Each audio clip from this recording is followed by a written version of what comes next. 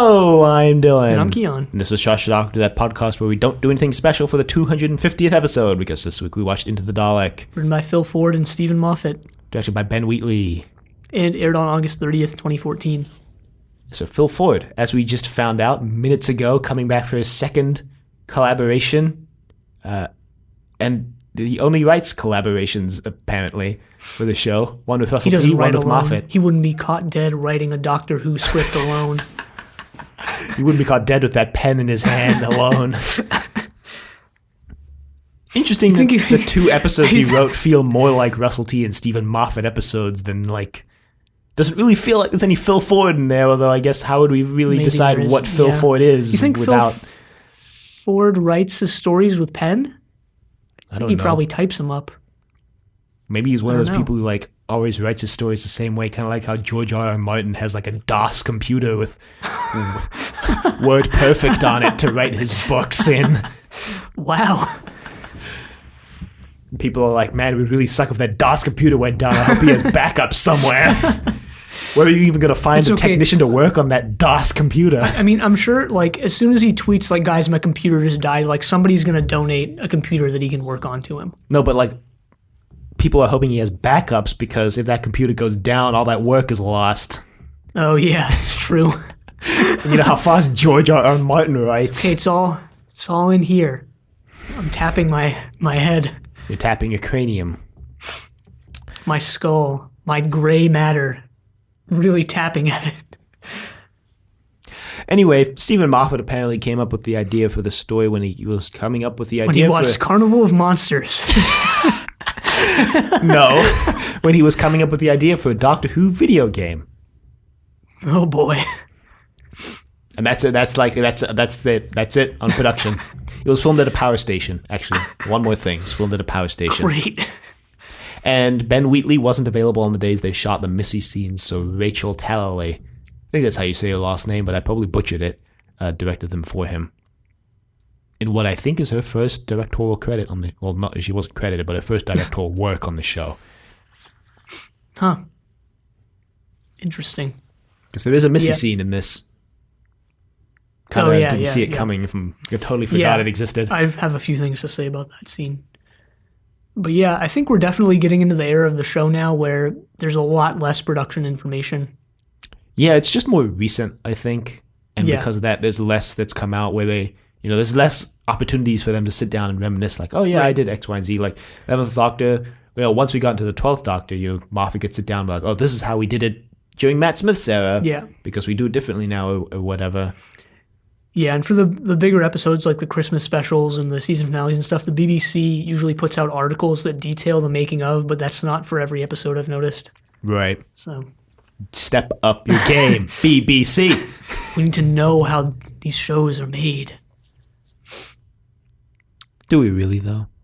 We don't need to. I mean, we don't even really need to, like, Doctor Who doesn't even need to exist, if you think about it. Neither does this podcast. Shut it down, boys. Cancelled.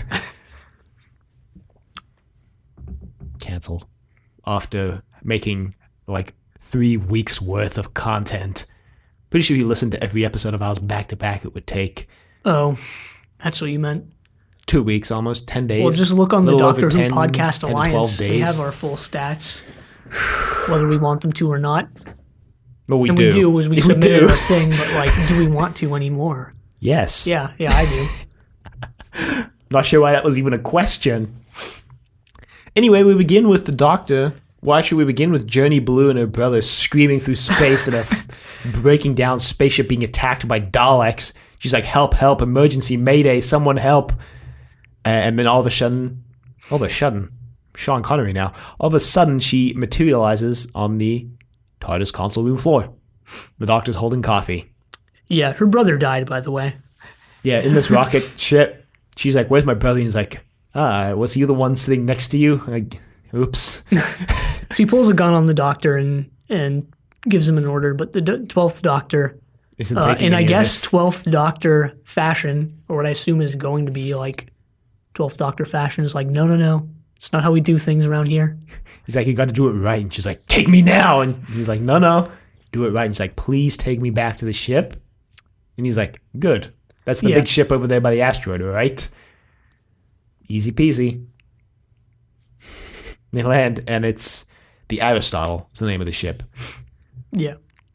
The Doctor calls it a hospital ship, but they meet, what's his name? Uncle Owen or something. From Star Wars? It's Uncle Owen. Uncle something. Uncle Owen didn't die that day. Morgan. Yeah, this is, I mean, they claim to be a hospital, but they look more like a military regiment or something. Well, yeah, because when they meet Morgan, he says there's no need for hospitals anymore because the Daleks don't leave injured. They just kill us. So we turned hospital ships into military ships. No one can heal you in space. And the Daleks don't take hostages, so there's no need for a hospital ship anymore. Which becomes a major problem because, like, we have a patient. Because Journey, this lady's name's Journey Blue, is like, we have a patient and this is a doctor, so we shouldn't kill him. Right, Uncle Morgan? He's like, I guess. So they take the doctor to the operating room, I guess, and we see a Dalek in chains. We meet Rusty. I'm guessing the first Rusty named Dalek in Doctor Who? Question back? mark? No spoilers on that front that you just asked. Well, Power of the Daleks, I think, gave themselves names, if I remember correctly. Oh, right, the Cult of Skaro. Dalek Khan and Dalek Sek. No, I'm thinking back to Power of the Daleks, where they got human emotions. Oh, yeah. I think they gave themselves names. I'm not completely remembering. Well, we meet Rusty, and the Doctor's like, oh no. And it's like, Doctor! Smash cut to title sequence. Smash cut to Danny Pink. My favorite character. No, the new title sequence is actually kind of growing on me, having seen it again. Yeah, I mean, it kind of has that effect, actually. I enjoy it. It reminds me of those, like, hypnotism, like, wheels or whatever. Those black and white, like, spinning things? Yeah. Well, also, like, you can use a pocket watch to hypnotize someone. That typical stereotype of hypnotizing someone by waving your pocket watch back and forth. Yeah. But yeah, we meet Danny Pink. What do you have against Danny Pink? Like, Just wait. Just wait. I mean, he seems like someone you would not want to know in real life, in the sense that, like, he'll be like, yeah, I'll be there in a minute, and just step off screen. But, like, as a character, all right. No spoilers. This episode, he's all right, actually. He's like, I mean, in terms of, like, that knowing him in real life vibe, he's like that friend, and... He's that friend you never invite to anything? No, he's like that friend who, like, we're definitely hanging out, right? And then, like, 5 minutes before you're supposed to meet, it's like, sorry, I'll have something else to do. He's also that friend who builds his entire identity around one aspect of his character. Maybe Stephen Moffat's just that kind of writer. No, I actually don't think that's true. Well, we meet Danny Pink, and he's commanding some Coal Hill School cadets. We immediately get the idea that he, I mean, I thought this was actually pretty funny of, like, all right, just another PE teacher who thinks he's a goddamn, like, sergeant. But then you find out he actually was. Yeah. How do you like those military-esque, like, PE uniforms at Coal Hill School? I don't think this is PE, because when he's talking with Clara, she's like, oh yeah, you're training them to be little soldiers because they're cadets. And he's like, there's a lot more to being... You're training them to kill people, and Danny's like, there's a lot more to being a soldier than just killing people. I feel like there's a moral aspect, and Clara's like, oh, so you kill people and then you cry about it. Kind of seem to imply that they're, like, training these kids to be, this is a private school, so they can do whatever the hell they want. Kind of seems like they're training these kids to... To soldier? Yeah. That's what soldiers do. Train more soldiers? No, they soldier. Oh. Yeah, I soldier don't know. on is a phrase, so... Yeah, I guess soldier is a verb.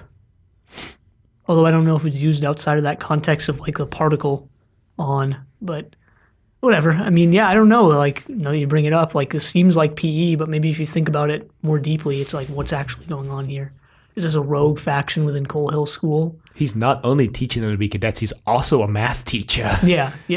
Well, I mean, that's also the thing of, like, PE, like, teachers at schools are sometimes also coaches. Right. But it's not usually the case that you're a math teacher and a PE teacher. You might be a math teacher and, like, a coach of a sport, or you might be a PE teacher and a coach of a sport. So is this like, are Well, I they think sportitizing like becoming a soldier? Like, what is this? Maybe. I was going to say, I think at our high school, one of our PE teachers was also a teacher of something else, but I don't remember. Oh, really? Yeah. Not the ones that I know. I have some wild stories about the ones I know. Well, so he's teaching math, and one of the kids asked him if he's ever killed someone. He's like, I was a soldier. There were other soldiers. Put it together, and he's like, have you ever killed someone who wasn't a soldier? And then he starts crying. It's like he has like one teardrop, but then he kind of just ignores it. It's like, oh, wow, something's in my eye.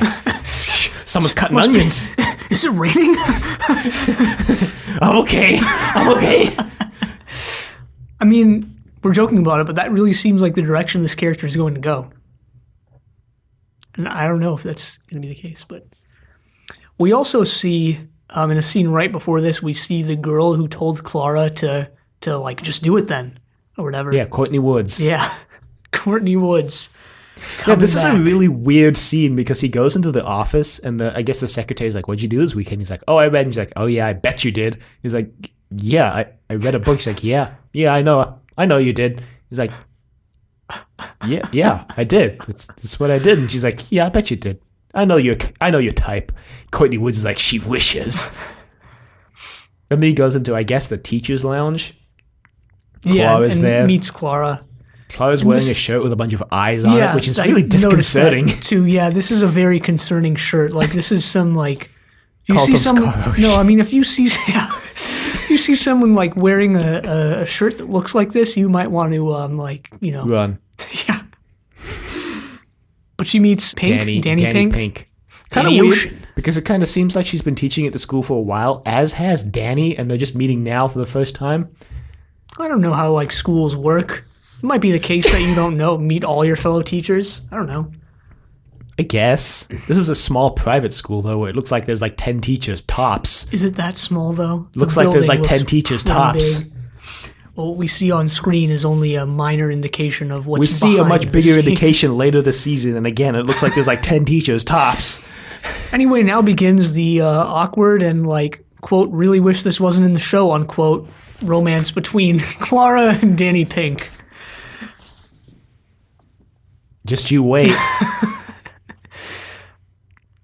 I mean, I've always been one to say that romance shouldn't be as big a part of Doctor Who as it really is. Yeah. The only forgivable, like, instance of it is maybe, like, Rose. Amy and Rory. Yeah, all right, maybe and Rory, maybe. But they were annoying. But also, like, Ninth Doctor and Rose is like, all right, it works. Yes, it's fine. it worked all right. I Like, would have been this fine with one's romance as long as it wasn't between the companion and the Doctor. I always thought that was weird. But this romance in particular always just rubbed me the wrong way. Yeah, I don't know. I feel like I had more to say about this. I mean, but, I don't like, want to spoil anything, but last week we mentioned a lot that Clara bickered with everyone. And it almost seems like Moffat introduced Danny as a method to facilitate Clara's bickering with other characters without saying too much more about that. Well, in this episode, it really feels like Clara's back to her old self, to be honest.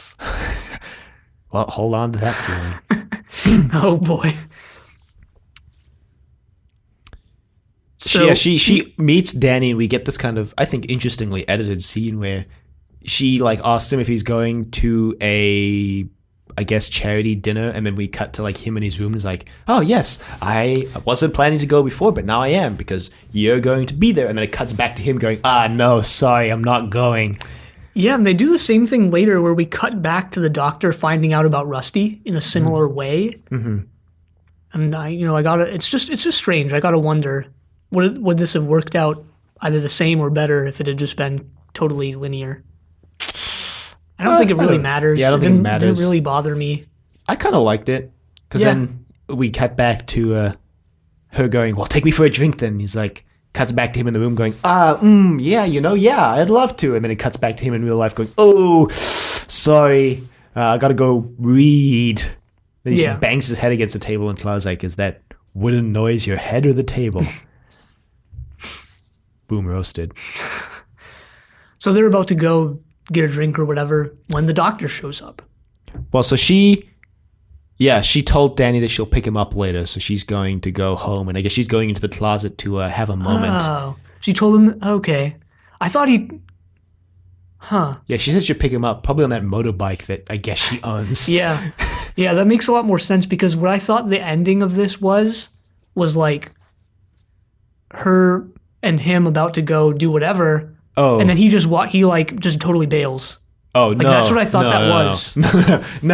No, she said that she would pick him up. Huh. Okay. That's a lot less interesting then. Because I thought he was they were about to go somewhere together, and then he just completely just walks away without her noticing. So the doctor's in the closet. Don't know how he knew exactly what closet Clara was going to go into. But he's standing there with a coffee. Seems equally bad at piloting the TARDIS, but he gets it right. I mean, his very first line was, "Do you know how to pilot this thing?" And she is like, "I sent you for coffee 3 weeks ago in Glasgow." And he's like, "Yeah, well, we're far away." Yeah, so this is tying back to the last episode, which is good because this episode feels very disconnected from that episode. Well, we get the more subdued 12th Doctor from the end of last week now. And I'm liking it. Yeah, I'm going to talk about some 12th Doctor things when we get to the specific talking points at the end of this summary. So the Doctor tells Clara that he's got something interesting. So they go into the TARDIS, and before they go anywhere, he's like, "I need you to be very serious with me right now. Am I a good man?" And she's like, It's like, well, I don't know. I've watched every Doctor Who new series episode, and one of them was entitled "A Good Man Goes to War." Now, if that title was referring to you, Doctor, no. She just says she doesn't know, or I think she doesn't respond here. She says, "I'm not sure." And in the end, she revises it completely into "I don't know." And he's like, "Well, let's go fix a Dalek." So they arrive, and there's a Dalek, the Dalek, Rusty. And basically, they're going to miniaturize the Doctor and Clara. Yeah, they have a specific term for it. I forget what it's called. It was something shrinkage interesting. chamber. I don't know. Yeah, it looks. They do this using bracelets that look like Blake 7 teleport bracelets. Well, there's also a seek, locate, destroy in this episode. Interesting. The pieces are falling into place. The Blake 7 references? Mm-hmm. Maybe Phil Ford is a Blake 7 fan. He's like, "Moffat, we got to get these references in." Yeah, maybe we have to rewatch Waters of Mars to see if there's any Blake 7 connection. Why hasn't Paul Darrow been in reboot Doctor Who? Why isn't anyone other than Paul Darrow been in Paul Darrow and Michael Keating? Yeah, Keating. Michael Keating. Not Michael Keaton. That's Batman. Why hasn't anyone except those two been in Doctor Who? Good question. Come on, Britain. The real question, though, is why was Cyril Shaps never in Blake 7? I guess. If that's what you want to ask. It is what I want to ask. Why wasn't Tom Baker ever in Blake 7? That's also a good question. Anyway, they miniaturize the group, and then they inject them into the Dalek. Through the eye, apparently. Yeah.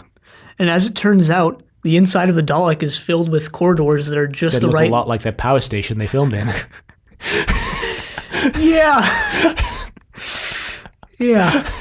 You gotta wonder what all this... Because they're not that small. They're not microscopic size. They're maybe a few inches tall. When they look up, you can see the balls. Maybe a few centimeters tall. The globes on the inside, an inside shell. So you gotta wonder what all this empty space inside the Dalek is for. It always looked like there was a lot of empty space in the Daleks, like when it opened up in Dalek. Yeah, it's true. Daleks are not one for efficient design, shall we say. It's just brutally straightforward.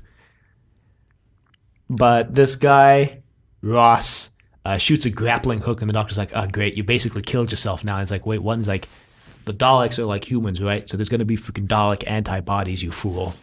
Which look like little mini drones. This is really interesting. It's a dart in the Dalek dartboard that has been thrown into the Dalek dartboard. Daleks have little mini robotic floating eyeball-looking things inside them. Yeah, they're basically nanobots. Oh, we didn't mention the reason why they are doing all of this, and that's that this Dalek is quote-unquote sick because it keeps saying destroy all Daleks. Yeah, and they tried to dismantle it, but then they discovered the living being inside the Dalek, and they Yeah. want the Doctor to basically fix it. I guess they want to try use it as an asset in this war against the Daleks. Yeah. Little did they know that fixing it would do the exact opposite. So Ross dies. Yeah, the Doctor asks him to swallow a thing, and he's just like, all right, and he swallows it, and then he dies, and they're like, wow. Johnny Blue is like, Doctor, I thought you were saving him, and he's like, he was already dead. I was just saving us, because the waste has to go somewhere, so we can go hide in the waste. And I basically had him swallow a tracker. Yeah, real Star Wars-esque moment where they fall into the, Goop. yeah. Kind of wonder why the tracker didn't just lead them straight to Missy in heaven. Or did Ross even end up in heaven? I don't know. I mean, I don't even know. That was like a little miniature spoiler for me. I didn't even know how all this was connected to Missy. I mean, it's obvious that it is, but how that's the case But I mean, you see Gretchen immediately phase into heaven when she dies when that thing kills her, which is why I'm wondering, like, did Ross go there too? And if he did, why didn't that tracker take him straight there instead? A lot of this actually reminded me of Alien Resurrection in a weird way, especially when they fall in the goo. It's like, all right, there was goo in that. There was goo in that. Well, no, like... There's goo in World of Goo, too. I don't even know what that is, but, like, I don't know, just a lot of it, like, the team of, like, people who are in way over their head, they're like, we have this thing, like, chained up and it's totally fine, and we're gonna see what makes it tick, just like in Alien Resurrection, where they have, like, the aliens behind, like, glass. Yeah. All right. And, like, going on it. this expedition and being chased and all this stuff. I can see it. Barely. Wow. But they basically follow the... Gretchen's wearing a Geiger counter, so the doctor's like, that's weird, there shouldn't be any radiation in He has here. a funny line, he's like, are you wearing a Geiger counter? Or it's like, all right, yep. you think the thing to ask would be like, do you have a Geiger counter? There's a funny line when they show up, too, because the doctor's like, all right, I'm the doctor, and this is Clara, she's the other one, I don't remember what she's called. She's like, and he's like, the carer, she cares, so I don't have to. And I'm like, huh, weird. Yeah, Clara says, I'm his carer, and he's like, right, she cares, so I don't have to. And I want to bring that up when I talk about the 12th Doctor at the end of this. I have a note here that when they went into the Dalek, I was like, are those the classic ambient Dalek noises playing when they were inside the Dalek? It kind of sounded like they were. You mean the ones from Skaro? Yeah, the ones from like way back. the Daleks? You know, doot, you know? The one that kind of sounds like a heartbeat. Yeah. Yeah, that was playing when they went inside the Dalek. I was like, huh. Neat. That's really interesting. I didn't even hear that. Yeah, like the very first scene when they go inside the Dalek. I'm glad they're bringing that back. That was one of the best parts of the atmospheric like vibe of the classic Skaro. show? No, of just Skaro? just because it was only in the Daleks as far as I can remember. I think so. But so the doctor says there shouldn't be any radiation in there because the Dalek casing is basically like impenetrable to radiation, so it must be coming from inside. Yeah, so that's how they find out there's a radiation leak and they need to get there. The They kind of just wander like around for a while. Well, they patch this part it of the up. episode is kind of lame. There's a lot. They patch it up, but before that, there's like, all right, running through corridors and Gotta find the radiation. yeah. Maybe it's not as bad as I'm remembering it, but I remember Not really. last night watching this episode, I was like, okay, just get to the next thing. It Like, actually went pretty quickly. I don't know. I The felt like doctor- this and the shootout at the end were like, okay. The shootout at the end was little kind of much. drawn out. But they get to the leak and they fix it. Right. They patch it on up, basically. It doesn't, weirdly enough, it doesn't, this is just a visual thing. It doesn't look fully repaired, but Yeah. But they patch the radiation leak. Well, during this running around, they've been talking to Rusty. Because the doctor's like, well, why do you want to destroy the Daleks? And Rusty's like, I saw beauty. The doctor's like, you don't even have any comprehension of beauty. You're a Dalek. And he's like, I saw beauty. I saw a star being born. And they're being born all across Southern Bond. There's stars being born out there, and them Daleks, we don't have the capability to. Oh boy. He basically says the Daleks basically had no capability to stop all the stars from being born. There's basically, he says resistance is futile. Yeah, so essentially he saw like the beauty of life. Right. You know, stars aren't technically alive, but that actually goes back to like this thing of this Rings of episode Arcatan. of what? Well, that but like yeah, actually, but like yeah, I'll get into that at the end because I want to still salvage this format where we discuss things at the end. Format is salvage. We just have nothing to talk about in the beginning. That's the problem. Yeah, we might need to rethink format stuff. So they patch it up, and then Rusty's like, well, thanks. Kill every non-Dalek. Yeah, so apparently this is actually related to the Doctor fixing him, but I thought this was just all a big ruse at first, like, gotta get you to fix me, and then he goes off and starts killing people. No, this was related to the Doctor fixing him. The Doctor says later that the radiation leak was because the Daleks have this memory cortex that suppresses memories that are like detrimental to the Daleks' core programming. Right. And the radiation leak was interfering with that, so the memory of the star being born was now repressed when the Doctor fixed it. Yeah. This actually goes back to Genesis of the Daleks. Of like, this is a thing of like, here's a dartboard you might want in the board, or dart you might want in the board of like. You're really going ham on that dartboard metaphor. Heck yeah, is. It was like you think back to like, all right, how did Davros make it so that the Daleks are what they are? And he removed their emotions, but like, all right, here's how he did it. He used this memory suppressant like thing or whatever. Right. That suppresses everything except anger and hatred. Which comes back at the end of this. Oh yeah. So Rusty goes on a rampage. Clara and he Journey summons the Dalek ship. Yeah. Because the hospital ship had been hiding behind the asteroid. And Rusty's like, I found the rebel ship. Yeah, so Clara and Journey start giving the Doctor crap for doing this. The Doctor's like, well, but this is a very actually interesting moral discussion of like... Well, because the Doctor's like, I was right. There are no good Daleks. There are only bad Daleks. And Clara's like, really? That's what you got out of this? And he's like, prove me wrong. I mean, he's like, the good Dalek was literally just a mistake or like a bug in his programming. It wasn't like he actually became good. It was just because he was broken. Yeah, and then he said... He wasn't even really a Dalek anymore. Yeah, and then he says, like, this is definitively proven that there's no good Daleks. And Clara says, like, Clara implies that, like, no, that's actually proven the opposite. That there are good Daleks. I mean, like, yeah, what makes a Dalek a Dalek? Was Rusty a Dalek when the radiation leak was happening? Was he not? Rusty himself implies at the end of the story that he's not. That he's not a Dalek anymore. And is Dalek, and when he calls the Doctor a Dalek, it's also, I don't know. Yeah, a lot of people call this episode a Dalek Light, like just a discount version of Dalek from the Ninth Doctor's era, because it touches on a lot of the same themes. It almost feels like a continuation of that sort of thing. Yeah. Whereas like the new Cult of Skaro stuff and like Daleks in Manhattan didn't really, in a way. But yeah. I don't know. The reboot has definitely touched on more like the moral and psychological like question of what is it to be a Dalek? Yeah, is the Doctor a Dalek? What like can you qualify as a Dalek if you're not a Khaled in a Dalek suit? Yeah, that makes sense. Like, is there more to being Dalek than the suit you wear? I don't think this episode poses an answer to that question, but I think, well, I'll talk about that at the end, actually. Yeah.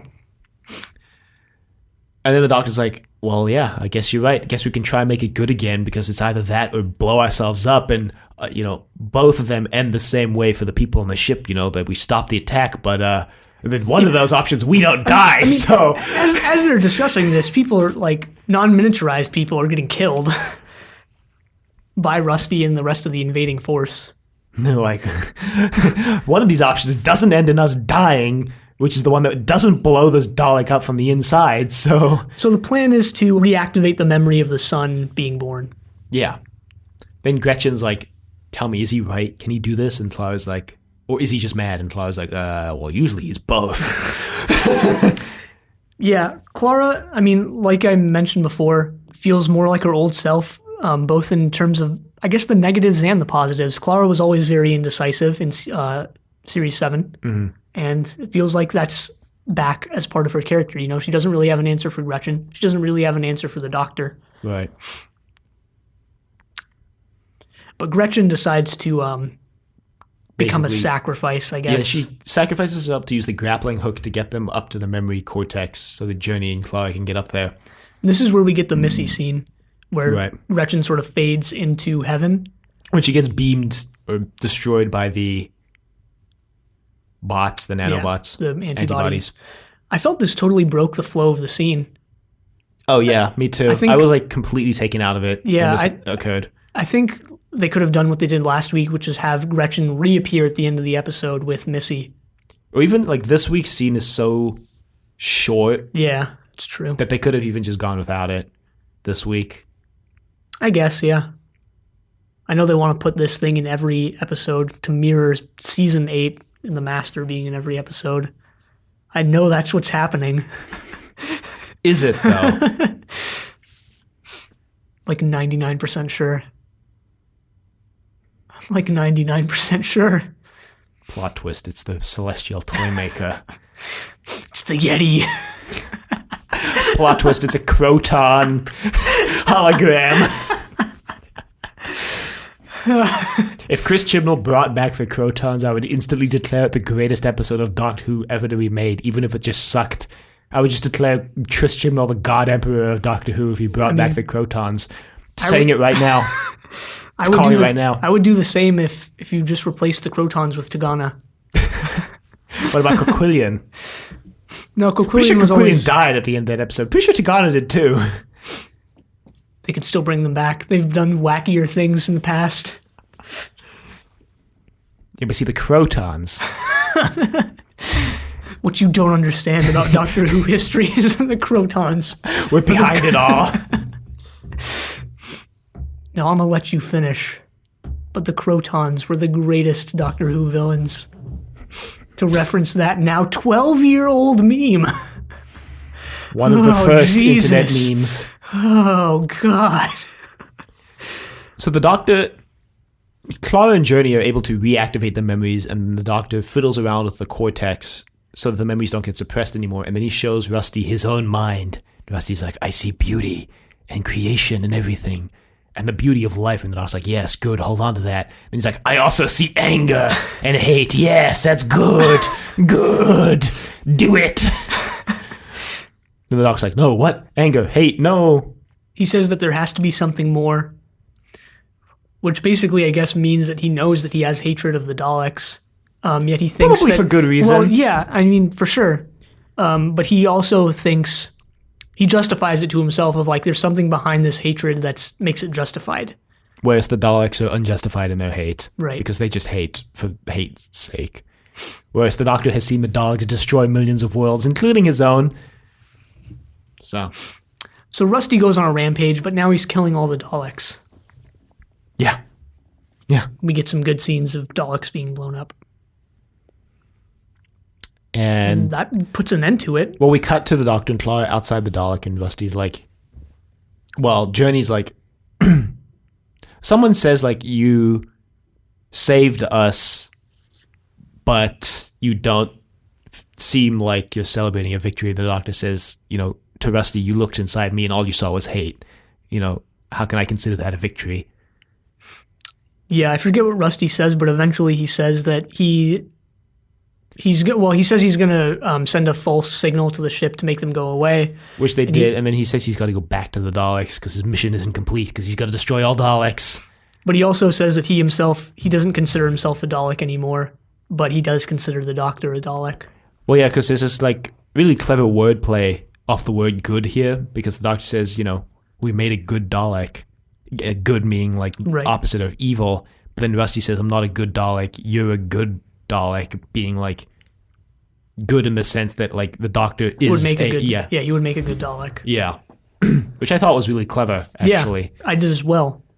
And this actually goes back to something the Doctor said, which I think sort of is like really is the basis for what's going on in this episode, is when they're going to reactivate the memory, the Doctor says that you need to expand. He tells Rusty that he needs to expand his mind, or that they're going to expand his mind beyond its natural frame of reference, Right. to where it can like appreciate the beauty of the star being born or whatever. Right. But then like there's so much in this episode of like this what's the word? Not linear, like binary use of good and evil, Yeah. And the Doctor seems very black and white on the subject. Including in reference to himself. Right. Which is why when Clara comes in at the end and breaks down the binary barrier. Well, we didn't mention the Clara slaps the Doctor. Yeah. Deserved. Yeah, I guess. So, I mean, at the end, with the whole, like, you'd make a good Dalek thing, really calling into question here if it's the Doctor who needs to expand his own mind beyond its natural frame of reference. Right. Which I liked. It's interesting. Well, they go back into the TARDIS and the Doctor's like, he drops Clara off and she's like, oh, when am I going to see you again? And he's like, oh, eventually. He looks kind of depressed, actually. And Clara says, like, I don't know if you're a good person, but I think you try to be, and that's what's important. Right. Again, breaking down that binary where the Doctor's like, I'm either good or I'm bad. Because again, like I said at the start of the season, I think part of this season and part of the 12th Doctor's character development is realizing that a lot of the things he did post-Time War aren't exactly justified anymore now that he didn't actually destroy Gallifrey. He actually saved it. Because he had believed during that whole time that he lost his way, The War Doctor was the Doctor who wasn't considered the Doctor, even though at the end of the day, he actually saved Gallifrey. He didn't kill them all. Yeah. And I think the 12th Doctor is looking back now like, I think I've completely misinterpreted everything I've done like for the past 3 lifetimes, basically. That's my interpretation of his character arc anyway. Well, we'll have to see how everything goes. I think it's kind of playing out here where the Doctor is like asking Clara, like, am I a good man? Like Clara, the one who saw him end the Time War, right? Clara, the one who saw all his lifetimes in his time stream, and she's like, well, I don't know. But you try to be. Yeah. Which is a pretty succinct way to actually sum up the Doctor's character. And then she changes clothes in the TARDIS and comes out of the closet, and Danny's like, oh, you changed. Or Danny's probably like, what the hell? Because from his point of view, she goes into this closet, right? Just a closet at the school and comes out in a different outfit. Yeah. There's also this stuff that we're not touching on, and I don't even want to because I don't have anything to say about it, but there is more to say probably if I were to rewatch the episode of like the relationship and difference between Danny Pink and Journey Blue, how they're both soldiers and the different ways that they like approach that. You should talk about that because that's actually a major theme of this season, is Danny Pink's soldierness. And I actually wasn't joking when I said Danny Pink's someone who basically forms his character around his one character trait, which is that he's a soldier. And that's actually going to be like an overarching thing. And they started in this episode because you see Journey talks to the Doctor. She's like, you don't like soldiers, do you? And he's like, no, I don't, because all they do is fight wars, right? And that's something that's going to be played out this whole season is the question, not only is the Doctor a good man, but is the Doctor a soldier? Yeah, which has been touched on before. Right. In a very much more like explicit way of like people asking him like, are you a soldier? I wouldn't say more explicit having watched the rest of the season. Well, I'll see, I guess. Series 8 is, in my opinion, the biggest missed opportunity in Doctor Who history. The biggest misseed opportunity. Remember how in my 11th Doctor retrospective I said I'd never seen so many good ideas executed so poorly? That's like actually this season. But anyway, which is why I like talk about it so much. Well, one thing that I think could go either way in terms of either being like funny or not is that I think Peter Capaldi plays the 12th Doctor as taking jokes like totally seriously. He has a very deadpan delivery of a lot of jokes, and I kind of really appreciate that. Given the previous Doctors we've had, I think it's like a well-timed change. I wouldn't want every Doctor to be like this, but it's a nice change of pace. Yeah, I guess. I think it works, I guess. I think it works. I mean, like when the Doctor deadpans, like when Journey Blue comes out of the TARDIS, she's like, wow, it's smaller on the outside, and the Doctor just deadpans like, yeah, it works better the other way. Okay. I don't know. He's a very grave Doctor so far, very serious. Right. And yeah, I don't have anything else to say about that. Well, again, it's throwing back to that early era. Of the third Doctor? The third Doctor, but also like the first Doctor, right? They were both like pretty serious. The first Doctor had lightened up a lot by the end of his run. Yeah. As had the third Doctor with Sarah Jane. I imagine the same thing is going to happen with the 12th Doctor, because that's really what this show just is just cycles repeating themselves. That's what life is. That's what everything is. Time is a flat circle. You know, the more I think about it, the more I think that statement is actually not as wild as I thought it was the first time I heard it. All right. The Earth is flat, though. Earth is also flat. Time is flat. The Earth is flat. We're all just flat. We're all flat. Flatland. Flat Stanley tried to warn us.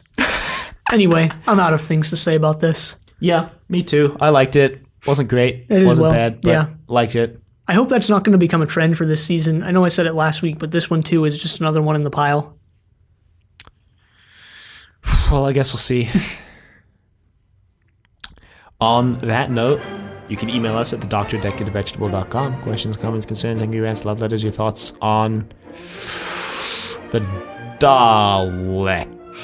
Would you make a good Dalek? Would you make a good Dalek? Please Tell say us. no. Yeah. If you say yes, well, we have some recommendations for you. I don't. I just hope you don't say yes. Well, I would just say maybe you should check out a psychologist. I thought you were going to say maybe you should check out, Trust Your Doctor, Zenith, and Triple Play, our 3 podcasts. You could do that as well. You can find us on YouTube at Decorative Vegetable, and you can find us on Apple Podcasts and Google Play at Trust Your Doctor. Be sure to leave a rating if you liked the show. Check us out on Facebook, Trust Your Doctor. Like us on Facebook. Also check us out on Twitter at TYD Podcast, and follow us on Twitter next time we're watching Robot of Sherwood, which is the first Doctor Who episode I ever looked up discussion about online, weirdly enough. But wow. Until then, the end.